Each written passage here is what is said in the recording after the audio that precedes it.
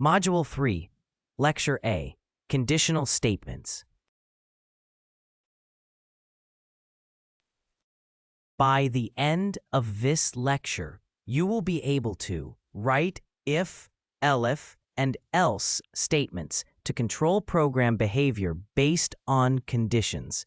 Use comparison and logical operators to build meaningful conditions, and trace and predict the outcome of code that uses conditional statements. Basic if statements. If statement syntax. An if statement in programming is a decision point where the program checks a condition to decide what to do next. If the condition is true, it runs a specific block of instructions, like a gate opening when someone shows a valid ID. If the condition is not met, the program skips that block and moves on. This structure lets programs react differently depending on the situation. In programming, an if statement uses a condition that must clearly evaluate to true or false. The program checks whether this condition is true at that moment, such as whether a value is below a certain threshold or a balance is positive. If the condition is true, the associated instructions run. If it is false, those instructions are skipped. This branching behavior lets programs respond differently to inputs, like triggering actions after successful events or showing warnings when values reach critical levels. An if statement can work on its own as a complete decision tool, triggering an action only when a condition is true and doing nothing when it is false. For example, a fitness app might award a badge when you reach 10,000 steps, and an online store might apply a discount only when a promo code is valid. In both cases, there is no need to specify what happens if the condition is not met. This simple pattern of checking a condition and acting only when it is true is a basic building block for more complex decision logic in programs. Python code if statement syntax. This content introduces the basic structure of an if statement using a simple temperature example. It explains that a condition, such as whether the temperature is above a certain value, is checked first. If the condition is true, the program runs the indented action block and prints a message. If the condition is false, the action block is skipped and nothing is printed. The goal is to help beginners clearly see how the condition and the indented code work together to control what the program does. This comment explains that you do not need to run any pip install commands for the example. The code relies only on standard Python features, so no extra packages are required. Its purpose is to clarify that the example focuses on the basic syntax of an if statement without involving external dependencies or setup steps. We begin by setting the current temperature in Fahrenheit to 40. This gives the program an initial temperature value to work with. The rest of the code will compare other values to this starting point to decide whether conditions are below freezing. We set a freezing threshold temperature at 32 degrees Fahrenheit and use it as a reference point. By comparing the current temperature to this threshold, we can tell if conditions are below freezing. This check is important because it lets the program decide whether to issue a warning about potentially icy roads. The code prints the current temperature, so the user has clear context. It shows the stored temperature value along with its unit, degrees Fahrenheit. This output helps the user understand the starting conditions. It also prepares them for any decisions or actions the program will take based on that temperature.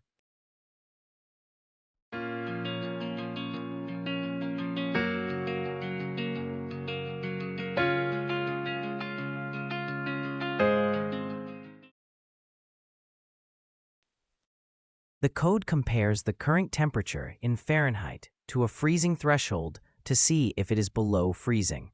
If the temperature is less than this threshold, the condition is considered true.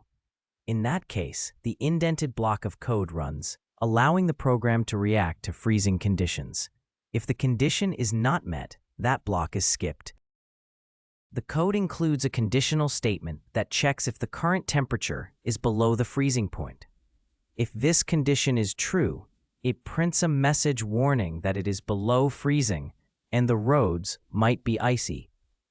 This message is only displayed when the condition is met because it is inside the if block. This line prints a message to confirm that the temperature check is finished. It tells the user that the program has completed evaluating the temperature condition and is moving on. The message appears no matter whether the condition was true or false, so the user always gets feedback about the program's progress. This example script compares the current temperature set to 40 degrees Fahrenheit with the freezing point of 32 degrees. It first prints the current temperature, then checks whether it is below freezing. If it is, the script displays a warning about possible icy roads.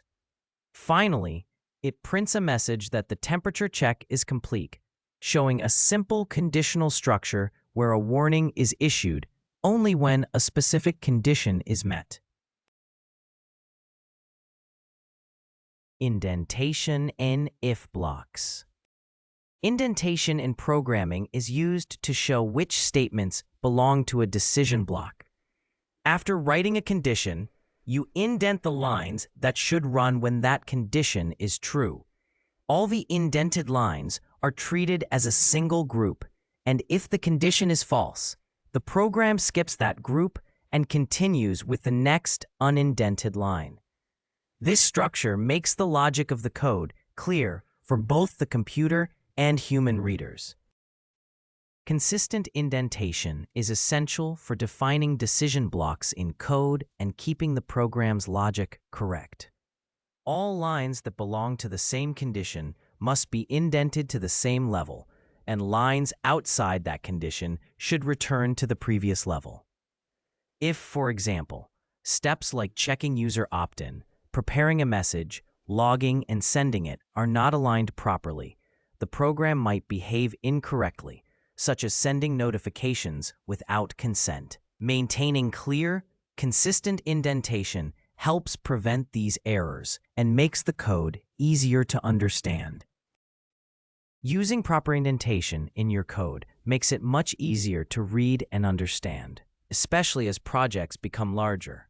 Indentation visually separates code that runs only under certain conditions from code that always runs. For example, in a financial tool, indented lines might update balances only when a purchase is approved, while outer lines show summaries no matter what. This structure is not just a language rule. It is a clear way to express your logic to both the computer and other programmers.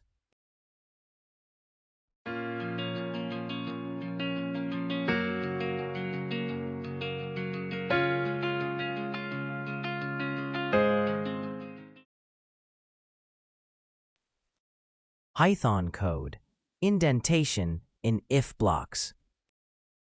This material explains how indentation controls which actions run inside decision blocks in a program. It shows that only the lines indented under a condition execute when that condition is true. It also highlights that actions sharing the same indentation level are grouped together and treated as part of the same block. Finally, it notes that you may need to install a required library using the appropriate package installation command before running the code. We define a variable that represents whether the user has opted in to receive notifications and set its value to true. This means we are assuming the user has chosen to receive notifications. Later in the program, we will check this flag to decide if notifications should be sent. In short, this variable controls the notification behavior based on the user's opt-in status. The code checks whether the user has opted in and only then runs a set of actions. It announces that the user has opted in and that a notification is being prepared, records an attempt to send this notification for tracking purposes, and then sends a notification email to the subscribed user. All of these steps occur within the conditional block that depends on the user's opt-in status. This line displays a message stating that the program has finished checking the user's notification preferences. Because it is placed outside the conditional logic, it always runs, whether the user chose to opt in or not. Its purpose is simply to confirm that the notification check process is complete.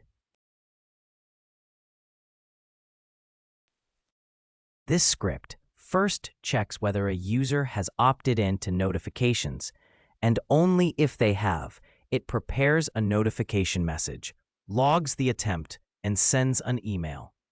All of these actions are grouped inside the conditional block that depends on the user's opt-in status. After this check, the script always prints a final message saying it has finished checking notification preferences. This illustrates how indentation in Python determines which lines run only when a condition is true and which lines run every time. Single branch decisions. A single branch decision is a simple conditional structure where the program checks a condition and, if it is true, performs a specific action. If the condition is false, nothing special happens, and the program just continues with the next instruction. For example, a fitness app might show a congratulatory message when a user reaches 10,000 steps, but otherwise just displays the normal interface. The key idea is that there is only an action for the true case, and no alternative action is required when the condition is false. Single branch decisions are used in programming when you want to perform an extra action only if a certain condition is met, while keeping the normal flow unchanged otherwise.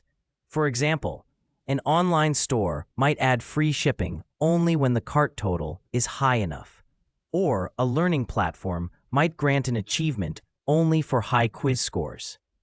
This kind of decision is useful for adding validations, alerts, or rewards because it simply inserts additional behavior without requiring a choice between multiple alternative paths. When writing a single branch decision, think about what should happen in both the true and false cases, even though you only write code for the true case. Ask yourself whether it is acceptable for the program to do nothing when the condition is not met, or whether you need a different structure to handle an alternative action. For instance, a banking app must block and warn about a withdrawal that exceeds the balance, while allowing normal withdrawals to proceed. This mindset keeps your code simple and readable, while still letting the program respond intelligently to important conditions.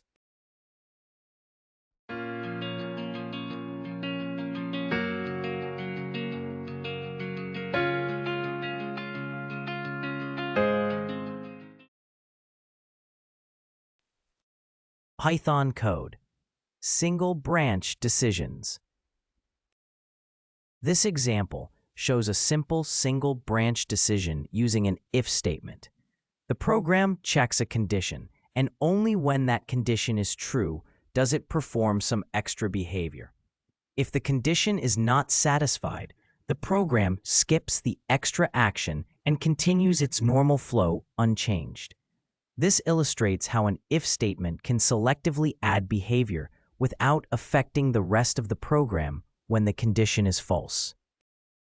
The commented line mentions installing a library if needed, but also explains that the built-in standard library is enough for this script.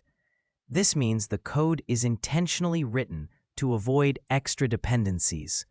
As a result, It is easier to run in different environments and more accessible to users who may not want to install additional packages.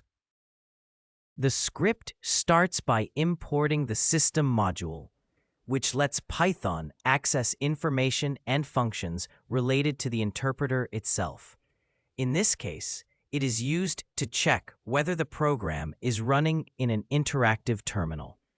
Knowing this helps the script decide how to handle user input for the step count. This allows the program to adapt its behavior based on the environment in which it is executed. The program first checks whether standard input is available and connected to a terminal to see if it is running interactively. If it is, it asks the user to enter how many steps they walked today, expecting a whole number. If the program is not running interactively, it automatically sets the number of steps to 0. This approach lets the program continue to run even when no user input is possible. The program takes the user's input, which is a string showing how many steps they walked, and converts it into an integer. This conversion is important because it lets the program treat the step count as a number instead of text. Once it is a number, the program can compare it to a step goal and perform other calculations. In short, converting the input to an integer makes the data usable for numerical checks and operations. We set a daily step goal of 10,000 to represent the target number of steps we want to reach in a day. This value is stored as a whole number, so it matches the format of the actual steps counted. Using integers makes comparing the goal to the steps walked simple and efficient. The program will later use this threshold to decide whether the user has met their daily step goal. This line of code prints a message to the console that tells the user how many steps they have walked today. It uses a variable that stores the current step count and inserts that value into the message. As a result, the user always sees up-to-date feedback on their progress, whether or not they have reached their step goal. The program uses an if statement to check whether the number of steps taken today is at least equal to the step goal. This is a single decision point based on one condition. If the condition is true, meaning the goal has been met or exceeded, the code runs the commands inside the if block. That way, actions such as showing a congratulatory message only happen when the step goal is achieved. This line of code displays a congratulatory message to the user when they reach their daily step goal. It only runs if the number of steps walked today is at least 10,000. In other words, the message appears only when the condition for meeting the step target is true. This gives the user positive reinforcement for achieving their goal. The final print statement in the program displays a message that the program has finished running. This message appears whether or not the user reached their step goal. It acts as a closing remark and gently encourages the user to continue their day. Overall, it provides a clear and smooth end to the program's execution.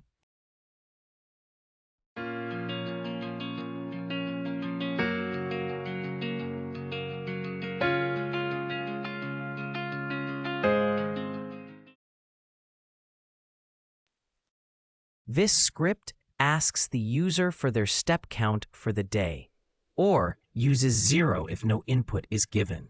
It then checks whether the user has reached a goal of 10,000 steps. The program always reports how many steps were walked, and if the goal is met, it adds a congratulatory message. In all cases, it finishes by telling the user to continue their day as usual.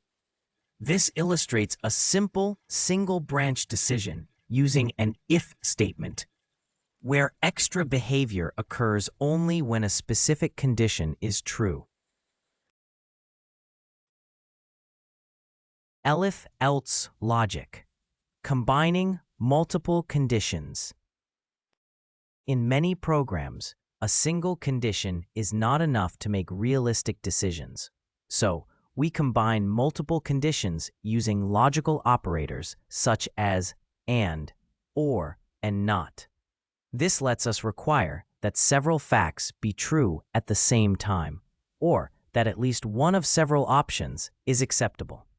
For example, a discount might depend on both membership status and purchase amount, while a notification might be sent if a customer chose either email or text alerts. By combining conditions in this way, we can create more nuanced rules that better match real-world decision-making, such as in admissions, loan approvals, or secure system access. When you combine conditions, focus on how the facts relate to each other. Using the word "and" means every condition must be true at the same time, such as needing both a certain GPA and enough credits for a scholarship.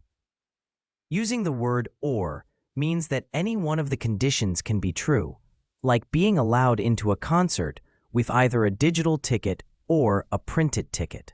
Understanding the difference between and or helps you design rules that match real-world policies without making them too strict or too lenient.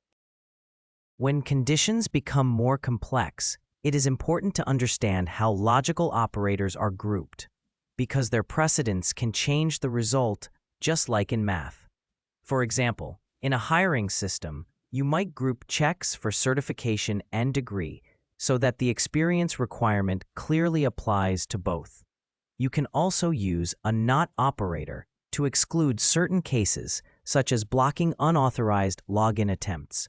By carefully structuring and grouping your conditions, you keep decision rules aligned with real-world policies and avoid unexpected program behavior.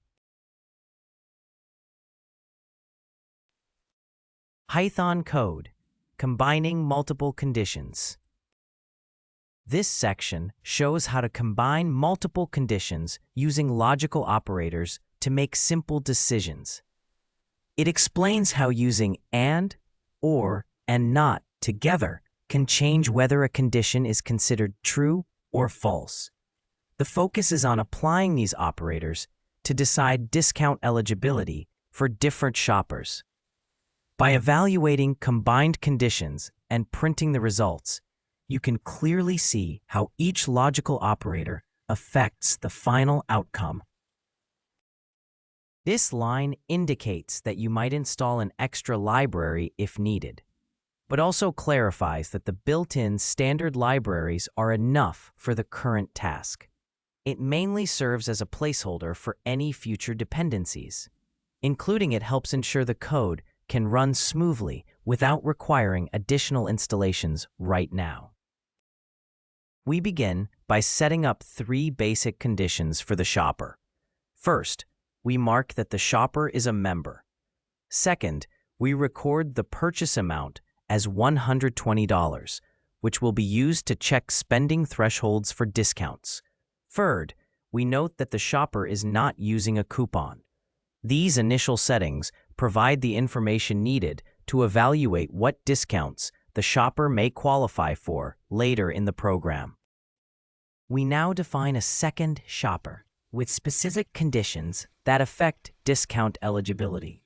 This shopper does not have a membership, and their purchase amount is $80, which is below some discount thresholds.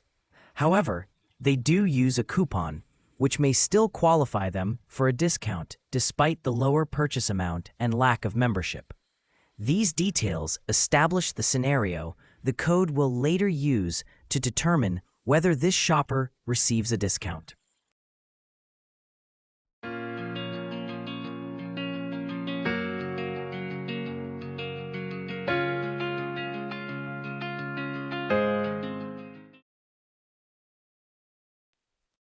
We set a minimum purchase amount of $100 for members to receive a discount.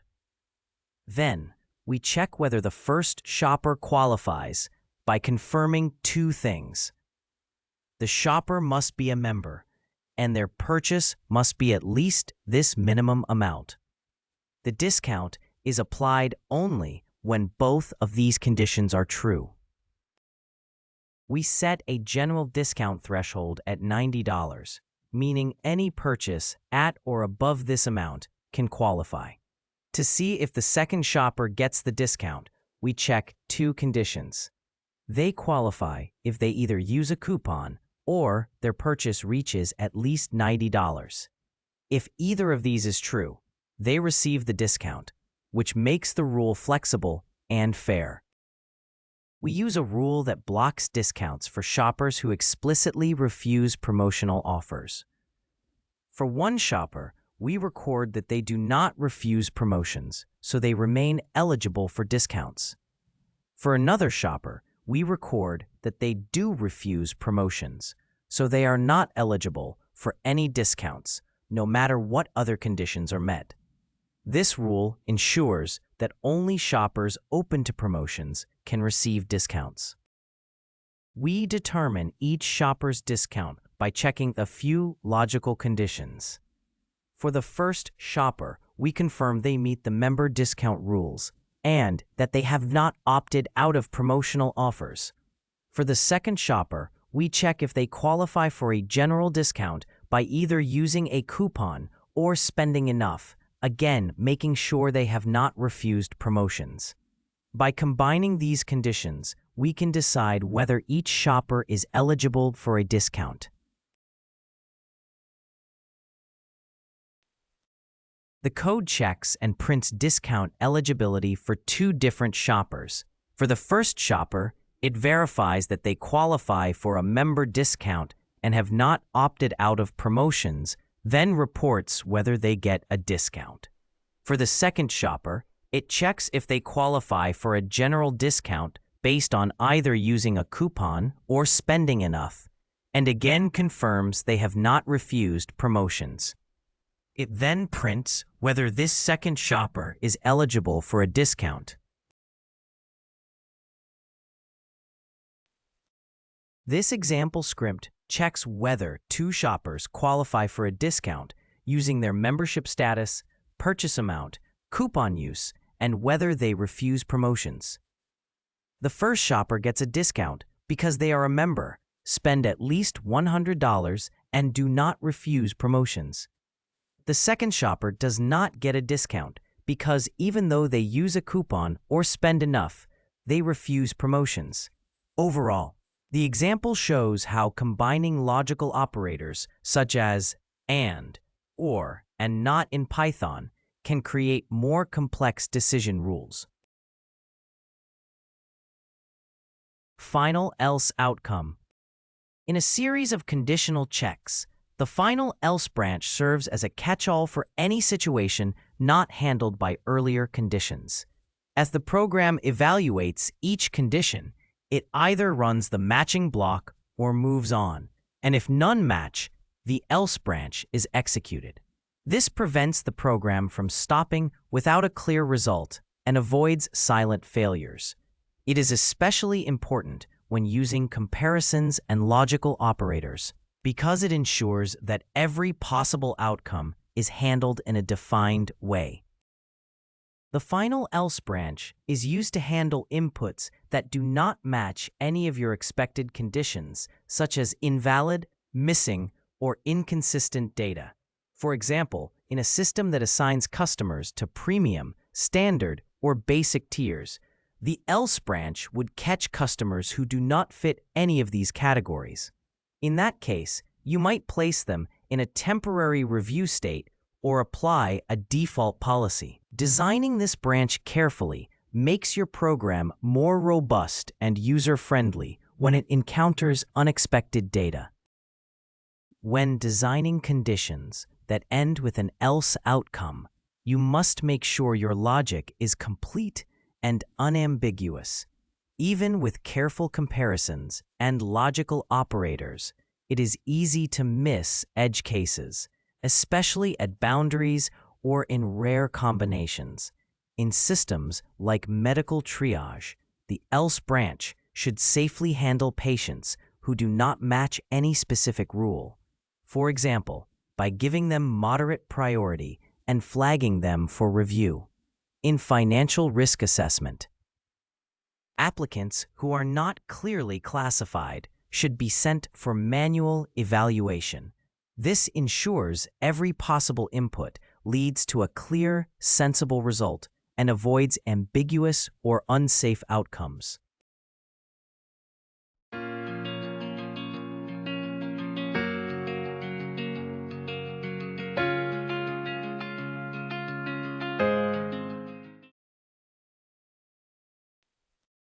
Python code. Final else outcome.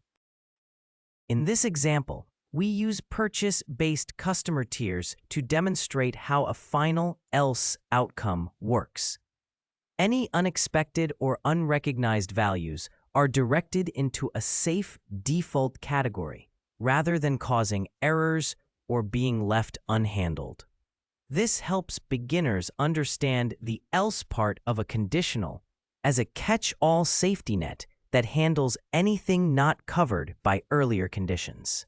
No external libraries are needed for this simple demonstration, so there is no need to install additional packages. We define a customer categorization function that takes the total amount a customer has spent in dollars over the year. The first thing it does is check whether this spending amount is less than 0. Since spending cannot logically be negative, this condition is used to detect invalid data. If a negative value is found, the function immediately returns a message stating that the data is invalid because spending cannot be negative. This early return prevents any clearly incorrect values from being processed further. This part of the function checks whether a customer spends at least $2,000. That amount is the cutoff used to identify premium tier customers who are treated as high spenders.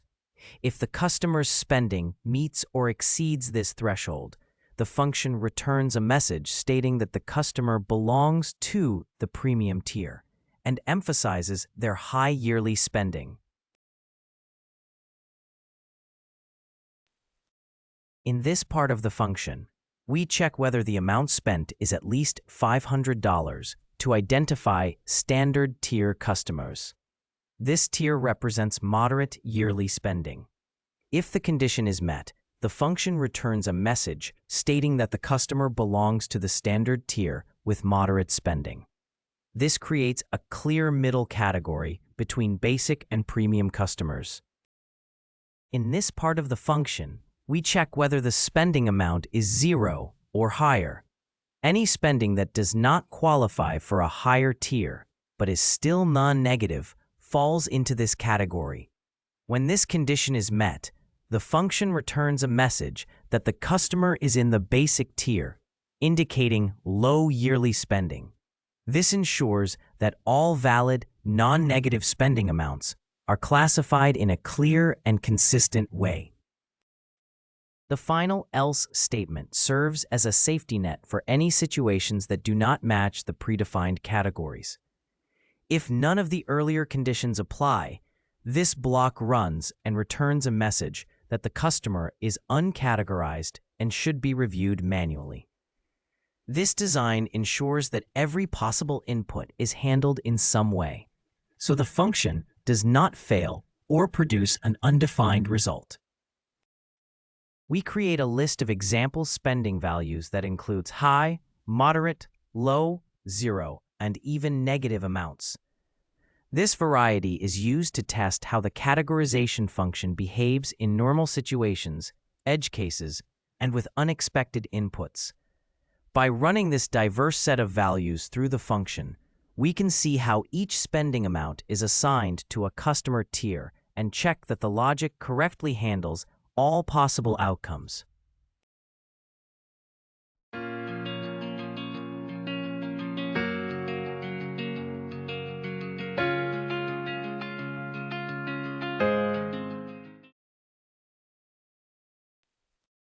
We go through each spending value in the list, and for each one, create a short message that shows how much was spent and which category the categorizing function assigns to it.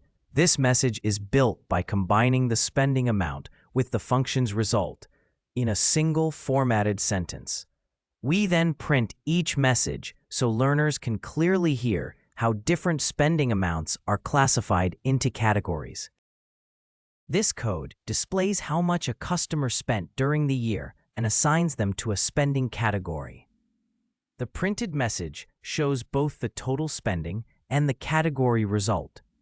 Hearing this output helps learners see which decision path the function followed for each spending amount. In this way, the code's behavior and the logic behind the categorization become easier to understand.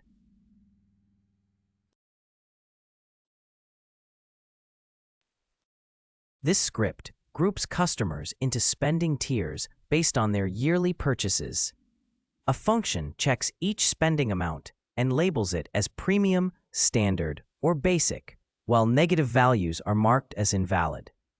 A final catch-all condition handles any unexpected values and recommends manual review.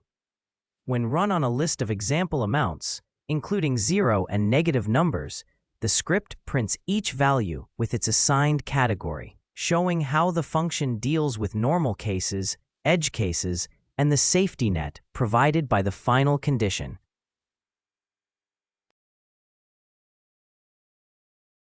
Condition order matters. When creating conditional branches, the order of the conditions is critical because they are checked from top to bottom, and the process stops at the first one that is true. If a broad condition appears before a more specific one, it can capture cases that were meant to be handled later, hiding the detailed logic. For example, if you first check whether a temperature is above freezing and call that warm, you will never reach a later check for truly hot days, since those are also above freezing. Understanding this top-to-bottom evaluation helps you design conditions that behave predictably and give meaningful results.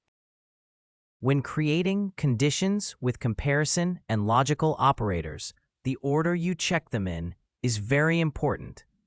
If you test for a general case, like passing a class, before a more specific case, like earning honors, the honors condition may never be reached because honors scores already count as passing. To get the correct behavior, always place the most specific conditions first and the broader ones later. This pattern appears in many real situations, such as setting insurance rates or handling support tickets, where special cases must be handled before they are absorbed into wider categories. The order of conditions in a decision process is critical because it determines which cases are matched and which might be missed. If conditions are arranged randomly, some scenarios may never be checked, or only the first matching condition will be used even when a more serious one applies. For example, in medical triage, life-threatening symptoms must be checked first, then serious conditions, and only then minor complaints, or serious cases might be misclassified as minor. By carefully ordering conditions based on how critical and how rare they are, you create a decision strategy that reflects your priorities and domain knowledge.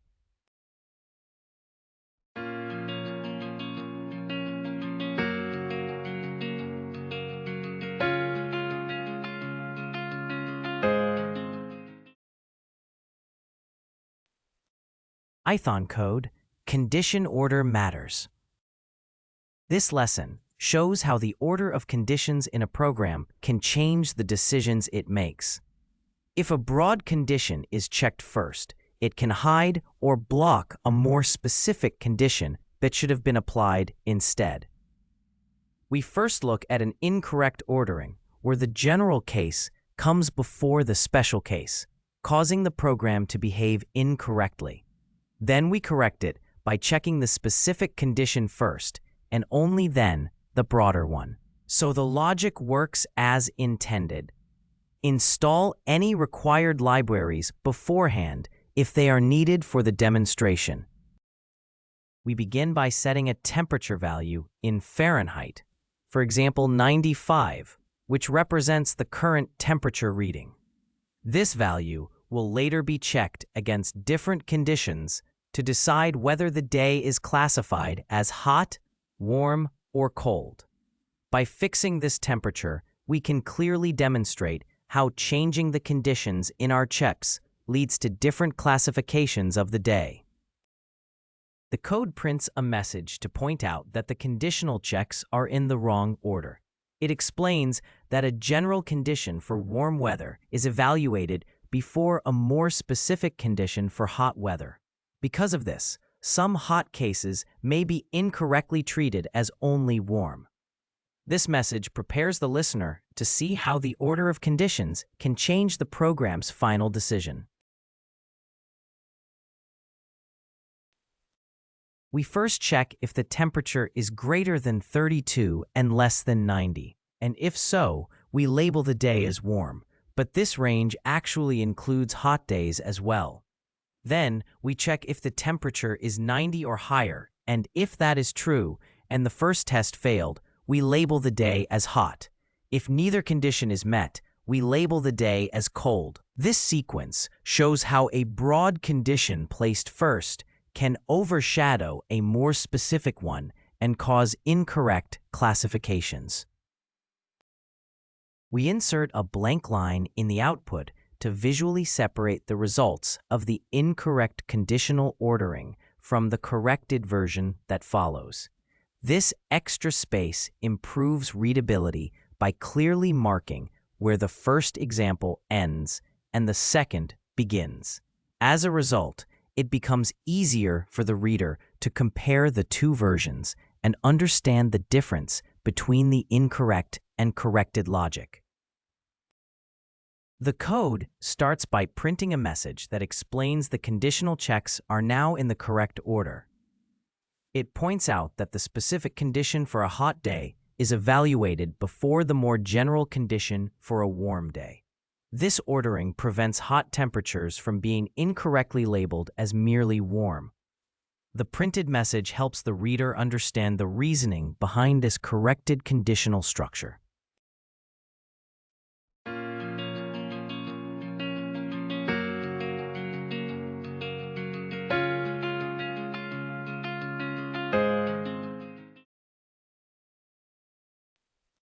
We classify the day based on the temperature in Fahrenheit by checking conditions in a specific order. First, if the temperature is at least 90 degrees, we label the day as hot. If that is not true, we check whether it is above 32 and below 90 degrees, and if so, we label it as warm. If neither condition is met, we classify the day as cold. This ordering ensures that more specific temperature ranges are evaluated before the more general cold category, preventing misclassification. This script shows why the order of conditions in decision-making logic matters. It uses a temperature in Fahrenheit to label a day as hot, warm, or cold. When a broad warm condition is checked before a more specific hot condition, a temperature of 95 is incorrectly labeled as warm. By moving the hot condition before the warm one, the script correctly classifies the temperature as hot. This demonstrates that the sequence of conditional checks can significantly change the final result. Understanding conditions. Comparing values. When you trace code that uses conditionals, focus on how values are being compared. Conditions usually check whether two values are equal, whether one is greater, or whether a value falls within a certain range. For example, a program deciding on free shipping compares the purchase total to a required minimum. To predict what happens, mentally plug the current value into the comparison and decide if the statement is true or false. This simple substitution process is the key to understanding conditional logic, even in complex programs. When working with conditions that compare values, such as greater than or less than, it is important to focus on the boundary values and the order of comparisons. This is especially relevant when categorizing inputs, like assigning grades or determining tax brackets. Pay close attention to whether comparisons are strict or inclusive, because this affects how boundary values are handled. As you trace the code, imagine specific input values and follow each comparison step to see which path the program will take. When comparing values in programming, you work with more than just numbers. You also compare text, dates, times, and structured data. For text, you must decide whether capitalization or punctuation should matter because they can make similar words count as different. For dates and times, you consider whether one event happens before another or whether a deadline is met, and time zones or end dates can change the result. These comparisons are essential for tasks like sorting names or checking for booking conflicts. To understand and predict program behavior, carefully track which values are being compared and apply the correct comparison rules for each data type.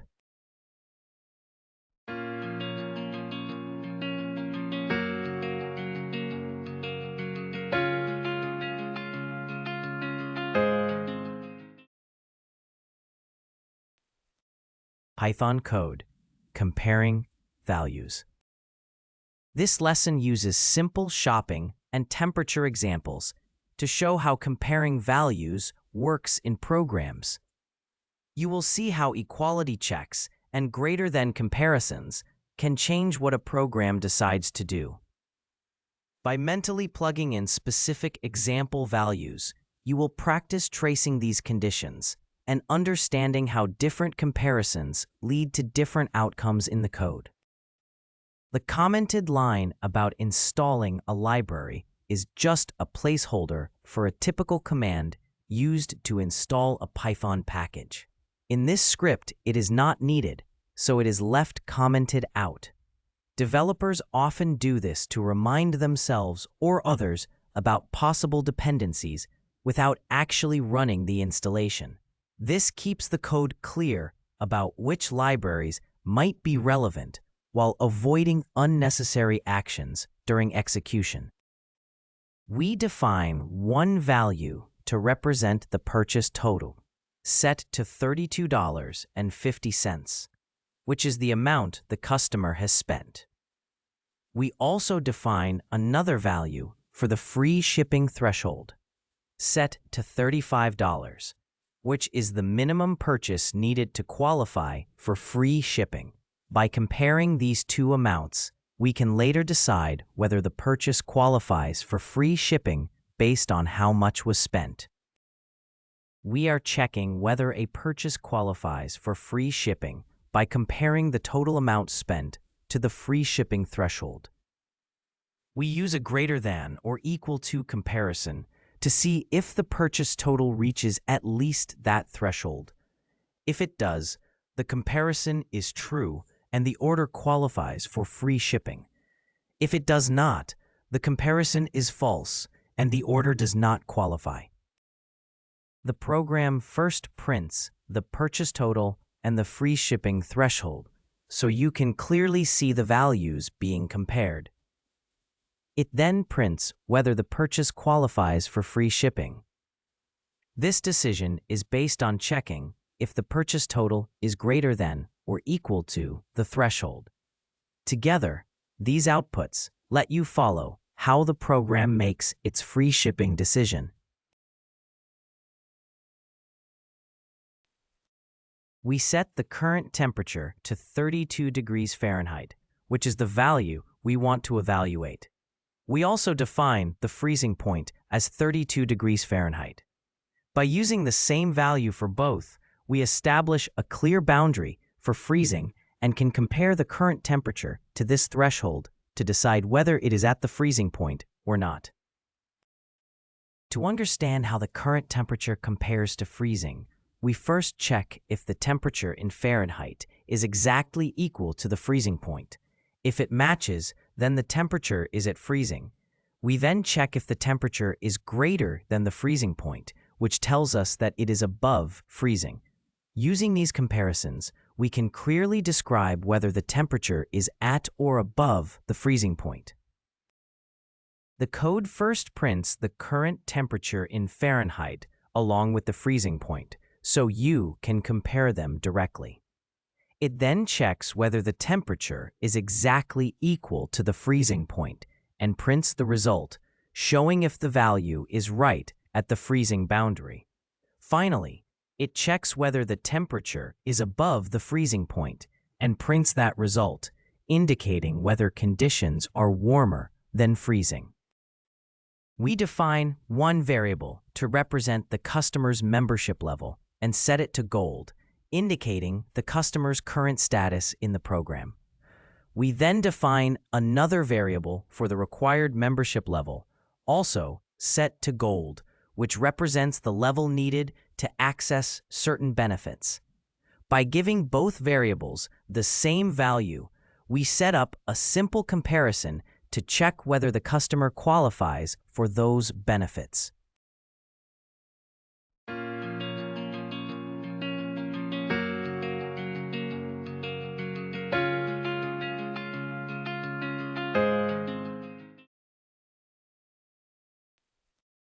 We compare the customer's membership level with the required level by checking if the two text values are exactly the same. If they match, we set the has required membership indicator to true. This means the customer meets the membership requirement and is eligible for membership-based benefits. This line prints a message that compares customer membership levels. It shows the customer's current level, the level required to receive certain benefits, and whether the customer meets that requirement. The example demonstrates that Python can compare non-numeric values, such as membership levels, for equality. This helps learners see how comparisons work beyond just numbers. This script shows how basic comparisons work in Python using simple real-world examples. It checks whether a purchase total reaches the minimum for free shipping, compares a temperature to the freezing point, and evaluates whether a customer's membership level qualifies for certain benefits. In each case, the program uses logical conditions to test numeric or text values and then decides what message to display. Together, these examples illustrate how comparison logic guides program decisions.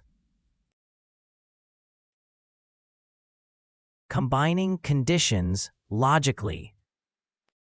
When tracing decision-making in programs, focus on how multiple conditions are combined, not just on each comparison by itself. Just as you might decide what to do based on weather, work, or transport options, programs join conditions in a precise, logical way. To understand which branch will run, break the overall condition into parts. Determine whether each part is true or false, and then see how they work together. This is similar to evaluating a complex news claim, where you accept some parts and reject others to judge the overall statement. Combined conditions work like a rule set for making decisions. You check each requirement, decide if it is true or false, and then see if the overall rule is satisfied. For example, a scholarship committee might require strong grades and community involvement, or instead accept exceptional achievements. In programming, you do the same by reading conditions from left to right, evaluating each part using the current data, and connecting them with logical operators. This careful, step-by-step evaluation helps you avoid drawing conclusions too early from incomplete information. When working with complex conditions in programming, use a structured, step-by-step way of thinking. Just as a medical triage system checks age, symptoms, and vital signs to decide urgency, you should break a condition into its smallest parts and decide whether each part is true or false. Then, consider how these parts combine to produce the final outcome. With practice, this approach helps you quickly see which branch of a conditional will run, even when the logic looks complicated at first.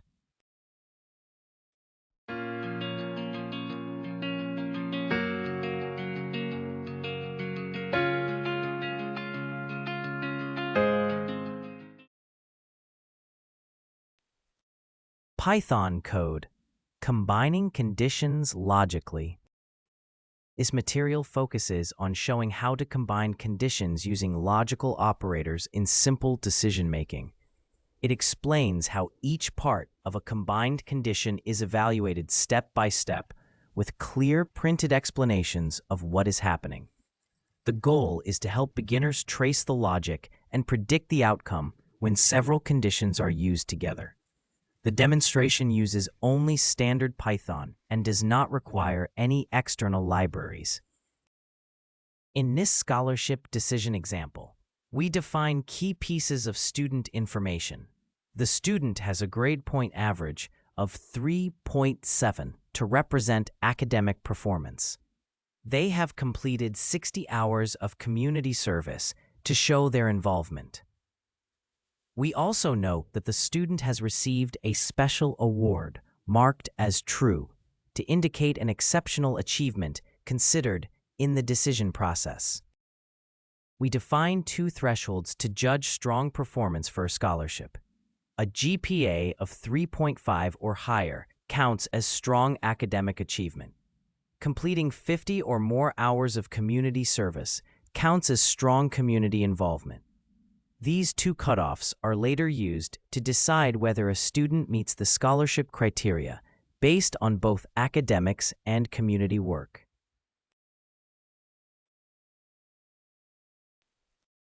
To evaluate a student's academic strength, we compare their GPA to a predefined strong GPA threshold. If the student's GPA is greater than or equal to this threshold, we consider their grades strong and the result is true. If it is below the threshold, the result is false. This simple check is used to decide whether the student qualifies academically for further consideration. We check whether the student's community service hours reach a required minimum level.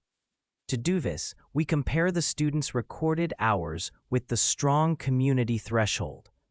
If the hours are greater than or equal to that threshold, the result is true and indicates strong community involvement. This true or false value is then stored for later use when deciding scholarship eligibility. To determine if a student has an exceptional award, we simply check whether the stored value for their special award status is true.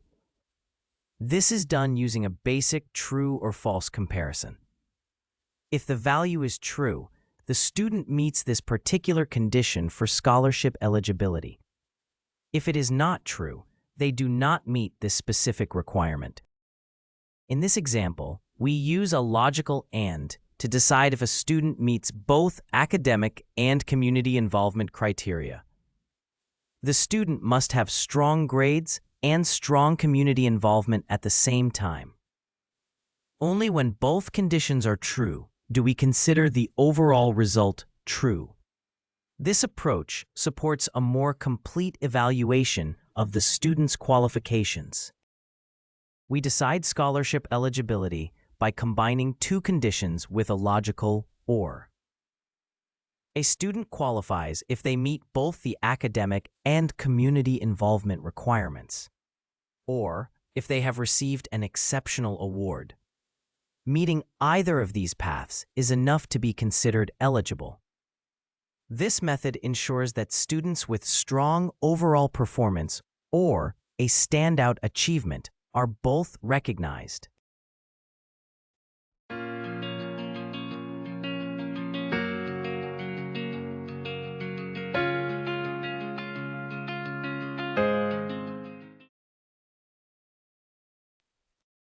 We first print whether the student has strong grades by checking if their GPA meets the required threshold. Then we print whether their community service hours reach the expected level, showing their involvement outside academics. Finally, we print whether the student has earned any special awards that might affect scholarship eligibility. Each of these checks produces a clear true or false result, making it easy to follow the decision process. This line displays the result of combining two conditions with a logical and, meaning both must be true at the same time.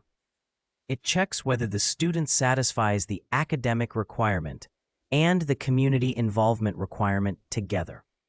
The output then clearly indicates if both conditions are met, giving an overall judgment of these combined criteria.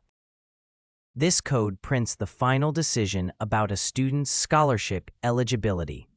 It uses the logical or operator to check if the student either has strong academic and community involvement or has received an exceptional award. By combining these conditions, it determines whether the criteria are met. The print statement then clearly reports if the student is eligible based on this overall evaluation. This script decides if a student qualifies for a scholarship by checking three things: academic performance, community involvement, and special awards. It first tests whether the student meets a high GPA requirement and a high community service hours requirement at the same time. It then checks separately whether the student has any special awards. The student is considered eligible if they either satisfy both the strong academic and community criteria or have at least one special award. Finally, the script prints the outcome of each check and the overall eligibility so users can see how the decision was made. Common condition patterns. When tracing programs with conditional statements, you will often see range checks, where the code tests whether a value lies between a lower and an upper limit to decide which branch to run. This might be used to classify a test score as a pass or to flag a transaction as unusual. It is crucial to notice whether the boundaries are included or excluded, because that determines what happens for borderline values. To predict outcomes, focus on values at, just below, and just above each boundary, and mentally follow which branch the program would take in each case. When working with mutually exclusive categories in a program, you must ensure that only one condition can be true for any given input. The order of these conditions is crucial because the program follows the first condition that evaluates to true, even if later ones also apply. This means that if a general condition, such as any paid plan, appears before a more specific one, like a premium plan, the specific path will never be used. To understand and predict what will happen, mentally trace the conditions from top to bottom and stop at the first one that is satisfied. In programming, guard conditions and fallbacks are used to handle special or problematic cases before running the main logic. For example, a system might first check for a network connection before trying to load weather data. These early checks act like gates that can stop the program or send it down a simpler path. When tracing such code, pay attention to whether the input triggers these guards, because that can prevent the usual logic from running. By deciding whether the input is normal or an edge case, you can predict which branch will execute and better understand the program's behavior in unusual situations.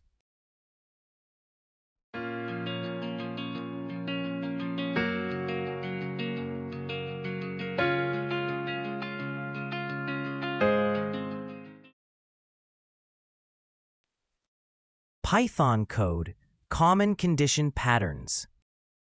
This material focuses on showing how common conditional patterns work using simple, everyday examples. It highlights how to check whether a value falls within a certain range, how to handle mutually exclusive categories so only one branch can run, and how to use a barred or fallback branch when none of the earlier conditions match. The goal is to help beginners clearly see which branch of a conditional will execute for different specific input values. By tracing these paths, learners can better understand and predict program behavior. This comment explains that no installation commands are needed because the script only uses Python's built-in features. In other words, the code is self-contained and does not depend on any external libraries. As a result, it is easy to run the script without extra setup or configuration.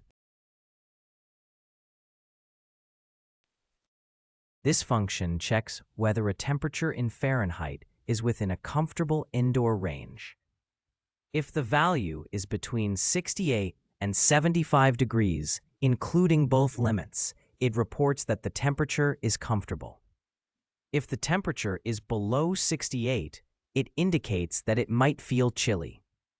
If it is above 75, it indicates that it might feel warm.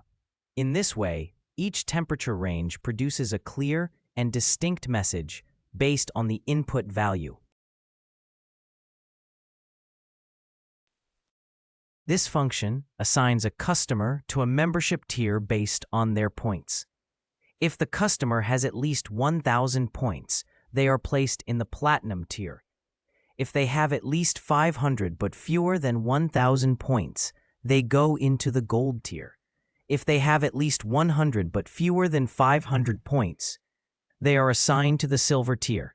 Any customer with fewer than 100 points is placed in the Basic tier. The book ticket function handles seat booking requests by enforcing several checks before confirming a reservation. It first rejects any request where the number of seats is 0 or negative, since that is invalid.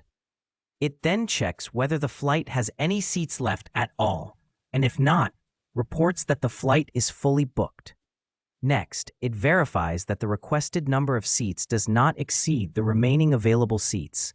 And if it does, it reports that there are not enough seats. Only when all these conditions are satisfied does it proceed to book the seats and return a success message. We test a function that checks whether a Fahrenheit temperature is within a comfortable room range by calling it with 3 values. First, we use 68 degrees to test the lower limit of the range. Then, we use 75 degrees to test the upper limit. Finally, we use 80 degrees to see how the function responds to a temperature above the comfortable range.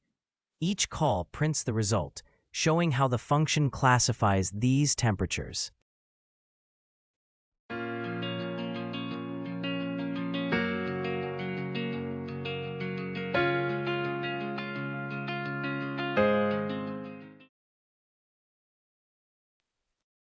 This example shows how a function assigns customers to membership tiers based on their points. When given 80 points, it does not meet any higher thresholds, so the customer is placed in the Basic tier. With 600 points, the customer falls within the range for the Gold tier. With 1,500 points, the customer exceeds the Platinum threshold and is placed in the highest tier. These calls illustrate how the function uses mutually exclusive ranges of points to categorize each customer into exactly one tier. This example shows how guard conditions and fallback behavior work in a flight booking system. When we try to book seats with none available, a guard condition detects 0 availability and reports that the flight is fully booked. If we request 0 seats, another guard condition flags the request as invalid and explains that the number of seats must be positive. When we ask for more seats than are available, a different guard condition reports that there are not enough seats. Only when the requested seats are positive and within the available amount does the system allow the booking and confirm success.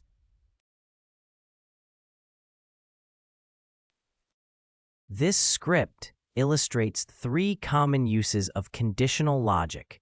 It first checks whether a temperature in Fahrenheit is within a comfortable indoor range or instead should be labeled chilly or warm. It then assigns customers to one of several membership tiers based on their points, making sure each customer fits into only one tier. Finally, it processes booking requests by rejecting invalid seat numbers, full flights, or requests for more seats than are available, and confirms the booking when everything is valid. Running the script shows how different input values lead to different messages, demonstrating how conditions control the flow of a program. In this lecture, you learn to write if, elif, and else statements to control program behavior based on conditions.